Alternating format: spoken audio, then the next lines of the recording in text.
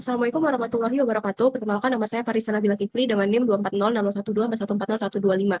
Di sini saya akan menjelaskan paper saya yang berjudul Optimasi Penyusunan Urutan Scene Film Nonlinear berbasis kesinambungan naratif dan visual menggunakan algoritma dynamic programming, greedy, dan simulated annealing. Film nonlinear sendiri itu adalah film yang alurnya tidak hanya maju atau tidak hanya mundur, namun bisa campuran atau melompat-lompat. Jadi suatu film itu bisa dimulai dari adegan atau adegan pada suatu cerita itu yang dari tengah-tengah, terus bisa mundur ke belakang, habis itu bisa maju ke depan lagi, atau mungkin dari mundur, maju, maju, mundur, maju, mundur, seperti itu. Jadi dia alurnya tidak linear. Nah, menurut Bortwell dan Thompson sendiri, ada dua hal yang bisa dibedakan dari struktur naratif suatu film. Yang pertama itu ada cerita, dan yang kedua ada alur. Nah, cerita itu adalah rangkaian peristiwa dalam urutan waktu yang sebenarnya, sedangkan alur adalah urutan peristiwa yang ditampilkan di film. Jadi satu cerita itu bisa dikemas dalam berbagai alur, dan alur-alur yang ditampilkan kepada penonton itu bisa mempengaruhi emosi dan juga sensasi dalam menonton film tersebut bagi penonton. Nah, oleh karena itu, masalah yang sering dialami oleh para pembuat film dalam membuat film non-linear itu adalah menentukan alur terbaik untuk film non-linear. Tantangannya adalah bagaimana membuat alur yang bisa tetap dimengerti dan dinikmati oleh para penonton. Nah, oleh karena itu, permasalahan ini saya angkat dan saya coba untuk analisis menggunakan algoritma dynamic programming, greedy, dan simulated annealing, lalu juga BFS dan juga DFS. Nah, di pendahuluan ini, saya menekankan bahwa sebenarnya tidak ada rumus atau tidak ada aturan baku dan tetap dalam menentukan suatu alur atau suatu cerita, karena kita membicarakan soal seni atau film. Jadi sebenarnya itu balik lagi ke visi kreatif atau keputusan director atau sutradara dalam pembuat film tersebut. Namun analisis yang dilakukan untuk algoritma ini itu tuh bisa membantu sutradara dalam menentukan keputusan yang paling tepat. Tuh. Tapi tetap saja algoritma-algoritma yang akan dipakai nanti itu tidak menggantikan peran kreatif dari sutradara.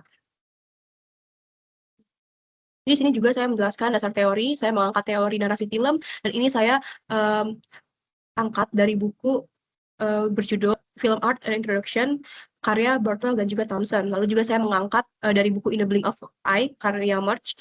Jadi saya menggunakan dua sumber atau dua buku mengenai teori sinematografis dan juga teori penyusunan narasi pada film.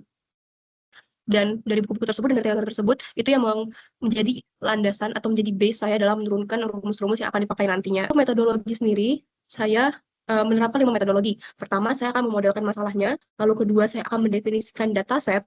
Lalu yang ketiga, saya formulasikan skor kecocokan. Lalu yang keempat, saya implementasi dan eksekusi algoritma. Dan yang terakhir, saya melakukan pengukuran dan juga perbandingan antara kelima algoritma. Permasalahan utamanya itu adalah penyusunan urutan adegan.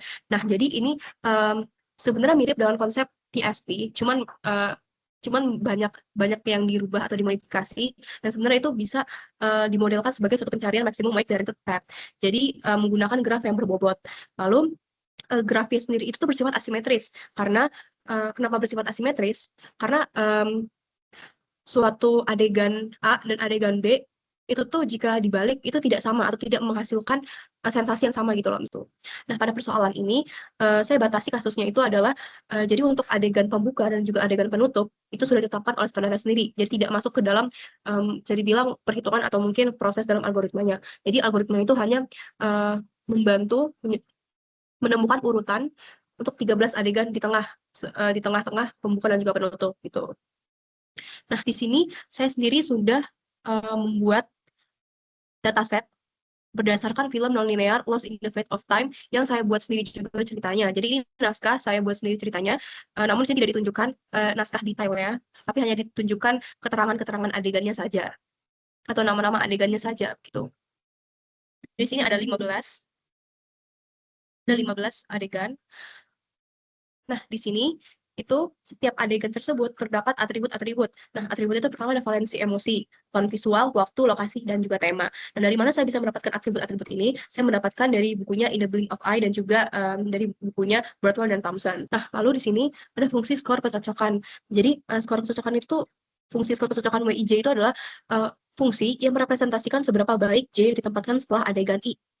Nah, skor-skor ini itu tuh diturunkan berdasarkan teori penyuntikan film dan narasi dari berbagai sumber literatur yang sudah saya sebutkan tadi. Ini rumusnya itu adalah WIJ sama dengan 0,4 dikali EIJ ditambah 0,3 dikali NIJ ditambah 0,2 VIJ plus 0,1 TIJ.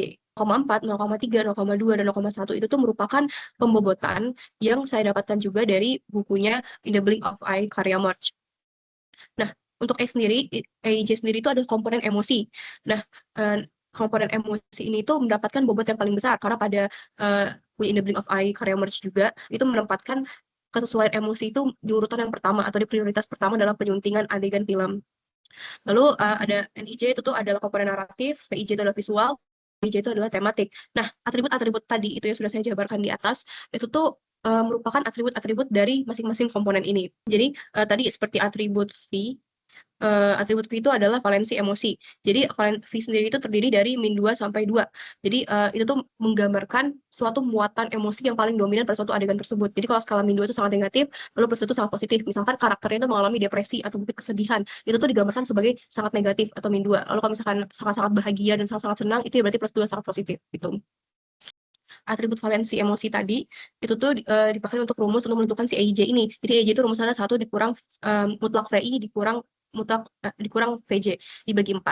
Jadi untuk skor naratif ini atau atribut NIJ tadi tidak disebutkan di tabel yang tadi, tapi ini adalah suatu keputusan atau suatu skor yang ditetapkan langsung oleh sutradaranya atau pembuat filmnya. Rentangnya itu ada di 1 sampai 5. Jadi ini menggambarkan seberapa sesuai suatu adegan atau seberapa sesuai perpindahan antara adegan I dengan ke adegan J. Ada komponen visual. Nah, komponen visual itu atribut tone, waktu, dan juga lokasi. Dan untuk rumusnya itu juga ada di sini. Yang sendiri itu terdiri dari 0 sampai 1. Jadi ini tergantung kecerahan kepada visual, waktu juga kalau misalkan 0 itu pagi, 1 siang, 2 sore, 3 malam. Dan juga lokasi, jika misalkan adegan itu dilakukan di lokasi yang sama, itu bakal 1 nilainya, kalau tidak sama atau berbeda itu 0,5. Setelah saya menurunkan rumus tersebut dan juga telah membuat naskahnya sendiri, saya melakukan penerapan algoritma. Nah, algoritma yang saya terapkan itu adalah dynamic programming, greedy, simultaneous annealing, dan juga BFS dan DFS.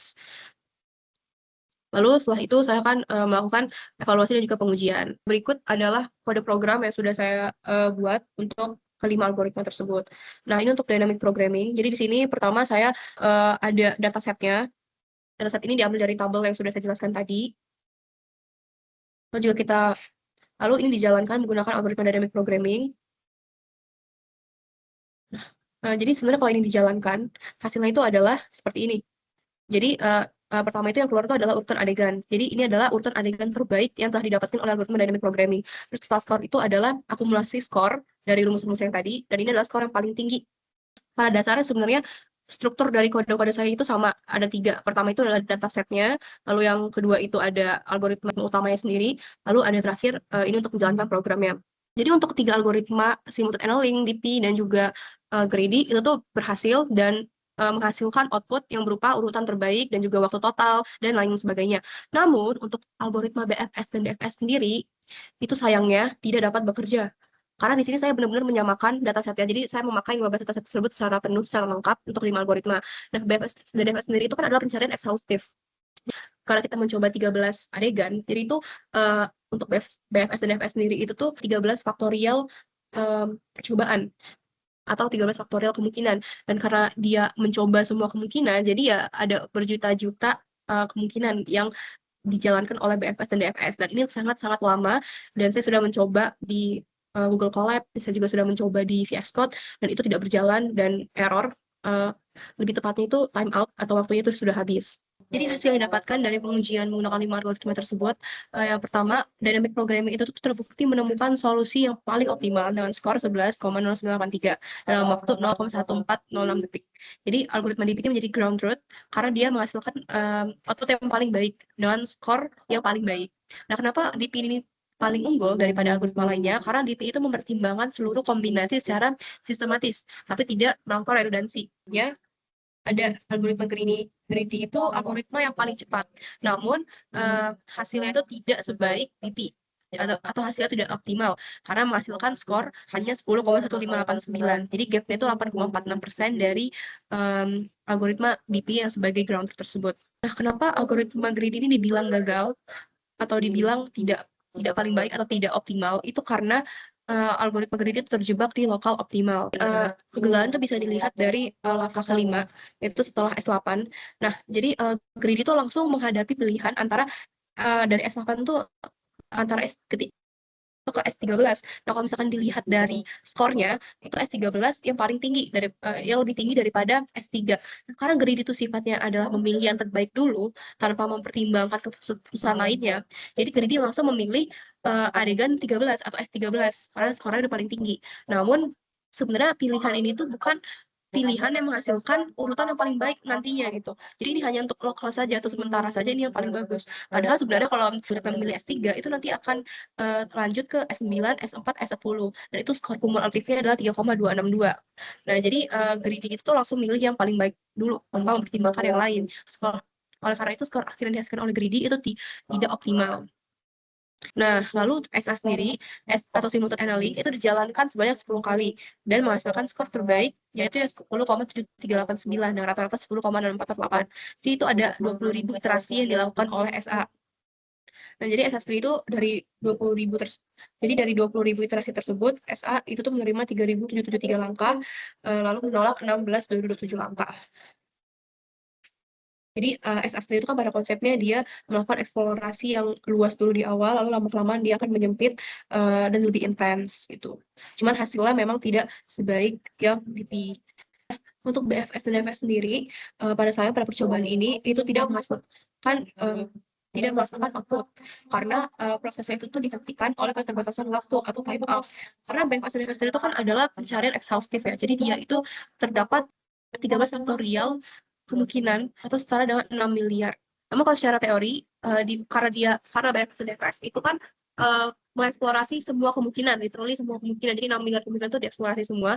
Oleh karena itu, BFS dan DFS pastinya bakalan menemukan skor yang paling baik atau urutan yang paling baik. Dan karena tadi kita sudah mencoba, kalau di P sendiri itu tuh juga mengevaluasi semua kemungkinan kombinasi, namun dia lebih efektif daripada BFS dan DFS. Oleh karena itu, hasil yang didapatkan oleh BFS dan DFS harusnya sama dengan dynamic programming. Itu secara teori. Namun untuk secara eksperimentalnya itu tidak menghasilkan output apa-apa karena memang dia time out. Namun dari hasil percobaan ini itu tuh dapat disimpulkan juga bahwa BFS dan DFS itu adalah algoritma yang sangat-sangat tidak baik untuk dataset yang sangat banyak. Sekian dari saya. Terima kasih. Wassalamualaikum warahmatullahi wabarakatuh.